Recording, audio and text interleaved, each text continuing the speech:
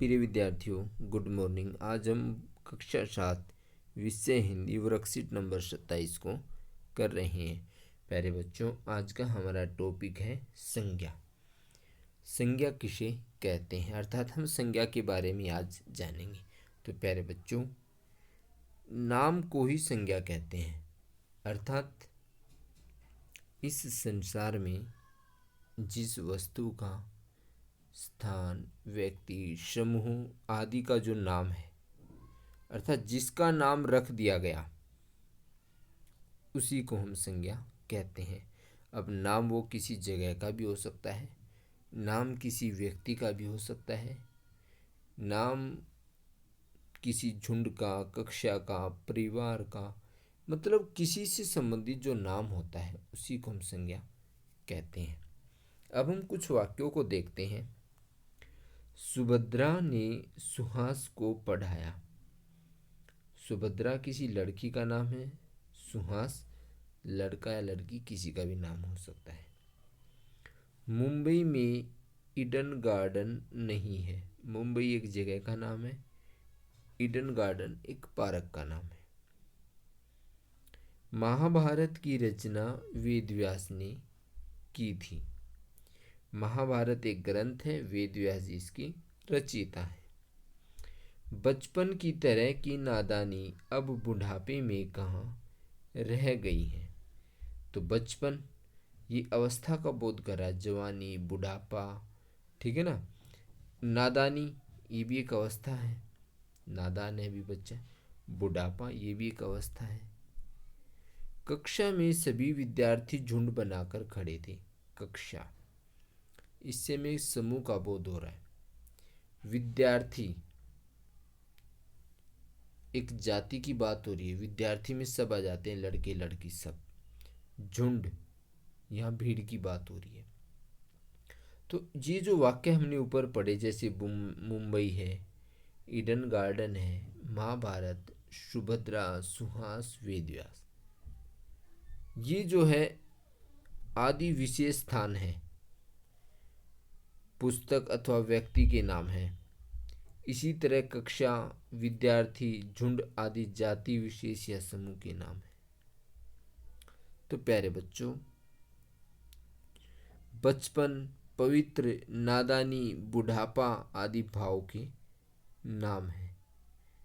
भाव मतलब जो हमारे मन के अंदर प्रकट होते हैं या हम जिनको आभास कर पाते हैं। बचपन है, पवित्रता है, नादानी है, बुढ़ापा है, ये सब भावों के नाम है। तो इससे निष्कर्ष ये निकला अब कि किसी व्यक्ति, किसी वस्तु या फिर किसी स्थान या भाव एवं अवस्था के नाम को हम क्या कहते हैं, संज्ञा कहते हैं। बात आ गई, नाम को ही संज्ञा कहते हैं। अब संज्ञा के 3 भेद हैं। जो सबसे पहला भेद है वो है व्यक्तिवाचक संज्ञा, दूसरा है जातिवाचक संज्ञा और तीसरा है भाववाचक संज्ञा। तो प्यारे बच्चों, जो व्यक्तिवाचक संज्ञा है, जिस संज्ञा से हमें किसी व्यक्ति, वस्तु या स्थान के नाम का बोध होता है, उन्हें हम व्यक्तिवाचक संज्ञा कहते हैं। जैसे ताजमहल आगरा में है। तो ये जो ताजमहल है कहाँ पर है, आगरा में। कल्पना चावला कोलंबिया में थी। कोलंबिया जगह का नाम है। कल्पना चावला एक भारतीय महिला का नाम है, जिसने जो अंतरिक्ष में गई और जो है भारत का नाम रोशन किया। जातिवाचक संज्ञा, तो प्यारे बच्चों, जो संज्ञा शब्द किसी जाति का बोध कराते हैं। जाति और व्यक्ति में अंतर ये कि व्यक्ति में मतलब विशेष रूप से एक की ही बात की जाती है और जाति में संपूर्ण जाति की बात होती है, ठीक है ना। व्यक्ति में ये हो जाता है कि हम किसी का नाम लेकर के बोलते हैं। दिल्ली, दिल्ली एक शहर है, ठीक है ना, महानगर है। और वो एक ही है। ताजमहल आगरा में है तो आगरा में तो एक ही है।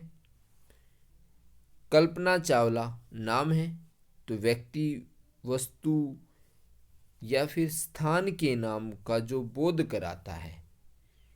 पर्टिकुलर विशेष वस्तु मतलब एक की बात होती है यहाँ पे, उन्हें व्यक्तिवाचक कहते हैं। और जातिवाचक में क्या होता है, संपूर्ण जाति का बोध होता है। जैसे आज का युवक कल का नेता है। युवक में छोटे बड़े सब आ जाते हैं, नव युवक, तो इसमें सारे युवकों की जाति का पता लग रहा है, जितने भी युवक हैं इस अवस्था के, क्यों कल के नेता है। अब नेता से एक व्यक्ति का तो बोध हो नहीं रहा, नेता से तो होने वाले नेताओं की बात हो रही है, कितने भी हो सकते हैं। तो यहाँ पर संपूर्ण जाति का बोध हो रहा है, इसलिए ये जातिवाचक है। अब शेर भेड़ और भैंस की भांति झुंड में नहीं रहता। कौन नहीं रहता झुंड में? शेर। किसकी भांति? भेड़ और भैंस की भांति किस में नहीं रहता? झुंड में नहीं रहता। अब शिक्षक ने छात्रों का सम्मान किया। शिक्षक एक जाति की बात हो रही है, क्योंकि शिक्षक तो कोई भी हो सकता है। संपूर्ण शिक्षक जाति की बात हो रही है यहाँ पे, शिक्षक से संपूर्ण जाति का पता लगता है। छात्र, छात्र में तो सब आ जाते हैं, लड़के लड़की सब, संपूर्ण छात्रों की बात हो रही। शिक्षक ने छात्रों का सम्मान किया, तो यहाँ पर जो है, जो शिक्षक और छात्र हैं इस जाति का बोध करा रहे हैं। अब ये जो शेर है, भेड़ है, भैंस है, ये जो तीनों वर्ड है, ये भी जाति का बोध करा रही है। शेर से पूरी शेर प्रजाति का बोध हो रहा है, भेड़ से पूरी भेड़ प्रजाति का बोध हो रहा है, भैंस से पूरी भैंस की जो प्रजाति उसी का बोध हो रहा है। और यदि हम इनके नाम रख देते, भाई मान लो हमने शेर का नाम रख दिया कोई भी, मोनू, सोनू, जो भी हम मन से रखना चाहें। जैसे कुत्ता जाति का बोध कराता है, यदि मैं कह दूँ टोमी, टोमी से पर्टिकुलर मेरा ही टोमी हो गया, एक की बात हो रही है, तो वो व्यक्तिवाचक में आ जाएगा। ठीक है ना। जब पर्टिकुलर विशेष रूप से एक की बात की जाए तब व्यक्तिवाचक, संपूर्ण जाति की बात हो तब जातिवाचक। अब भाववाचक, वे संज्ञा शब्द जो किसी अवस्था या भाव का बोध कराते हैं, वे भाववाचक संज्ञा कहलाते हैं। अवस्था में आ जाती जवानी, बुढ़ापा, किशोरावस्था, युवावस्था, बचपन, ये सब। और भाव, भाव में जो प्रकट होते हैं, जैसे गुस्सा है, ठीक है ना, ये सारी चीज़ जो हमारे मन के अंदर प्रकट होती है, जिनको अनुभव कर पाते हैं, देख नहीं पाते, मतलब एक अनुभव होता है कि हाँ इसको ये चीज़ आई, गुस्सा आया हुआ है। तो जैसे क्रोध मनुष्य का शत्रु है, क्रोध क्या है? भाववाचक संज्ञा है। बचपन में गांधी जी बड़े शर्मीले थे, तो बचपन क्या है? अवस्था का बोध को रहा है। बचपन, जवानी, बुढ़ापा, नादानी, ये सब क्या अवस्थाएं हैं, तो यहाँ पर हो जाएगी भाववाचक संज्ञा। अब बात आती है कि सूरज, उगते सूरज की लालिमा देखो, यहाँ भी भाव की बात हो रही है। अब आशा करता हूँ आप इन तीनों को समझ गए होंगे, व्यक्तिवाचक, जातिवाचक और भाववाचक। तो प्यारे बच्चों, आपके एग्जाम में जरूर पूछा जाएगा इससे संज्ञा से प्रश्न 7वीं कक्षा में।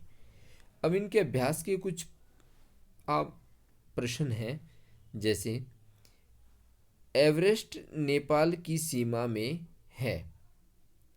अब हमें जो चिन्हित वर्ड्स हैं उनको बताना है कि चिन्हित वर्ड्स में कौन सी जाति है। अब एवरेस्ट, एवरेस्ट तो एक ही है भाई, जो एवरेस्ट है और वो नेपाल की सीमा में है, तो हो जाएगा व्यक्तिवाचक संज्ञा।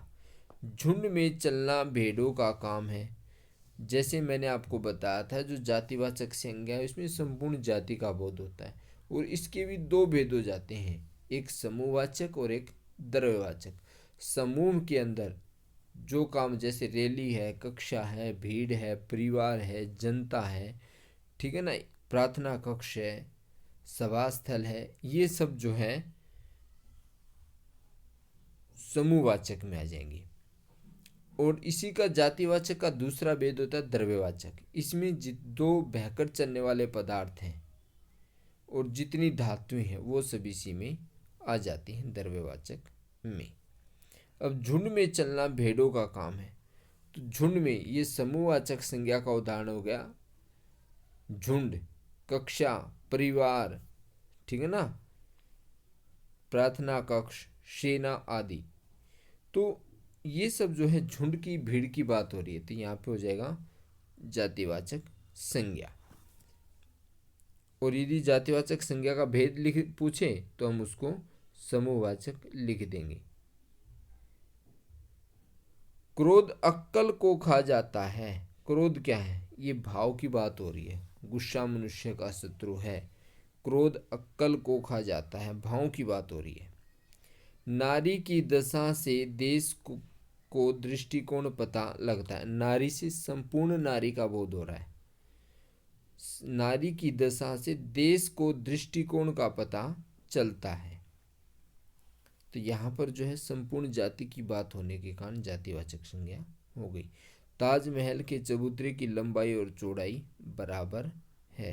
तो प्यारे बच्चों, यहाँ पर जो है लंबाई चौड़ाई की बात हो रही है, तो ये हो जाएगा भाव में, भाववाचक संज्ञा।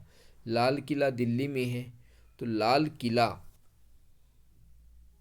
ये व्यक्तिवाचक में आ जाएगा। राहुल को गुस्सा आ गया, व्यक्तिवाचक में आ जाएगा। मेरे घर में आम का पेड़ है, ये भी व्यक्तिवाचक में आ जाएगा, क्योंकि आम के पेड़ की बात हो रही है, न कि संपूर्ण पेड़ जाति की। सदा सत्य बोलो, ये भाववाचक संज्ञा में आ जाएगा, सत्य जो वर्ड है। वे बुढ़ापे से दुखी हैं, ये भी भाववाचक संज्ञा में। बुढ़ापा, जवानी, नादानी, बचपन, ये सब जो है भाववाचक संज्ञा के उदाहरण होते हैं। जैसा कि मैंने आपको इसमें समझा दिया है, जो प्रथम वाक्य है, एवरेस्ट हिमालय की सीमा में है, व्यक्तिवाचक। झुंड जातिवाचक, क्रोध भाववाचक, नारी और देश जातिवाचक, लंबाई और चौड़ाई भाववाचक, लाल किला दिल्ली में है व्यक्तिवाचक, राहुल व्यक्तिवाचक, मेरे घर में आम का पेड़ है, तो आम के पेड़ की बात हो रही है इसलिए व्यक्तिवाचक है। यदि अकेला पेड़ की बात होती, अकेले पेड़ की, तो हम इसको जातिवाचक लिखते हैं। सदा सत्य बोलो, भाववाचक। वे बुढ़ापे से दुखी हैं, भाववाचक। तो आशा करता हूँ आप इस वर्कशीट को समझ गए होंगे। प्रगति हिंदी यूट्यूब चैनल देखने के लिए धन्यवाद।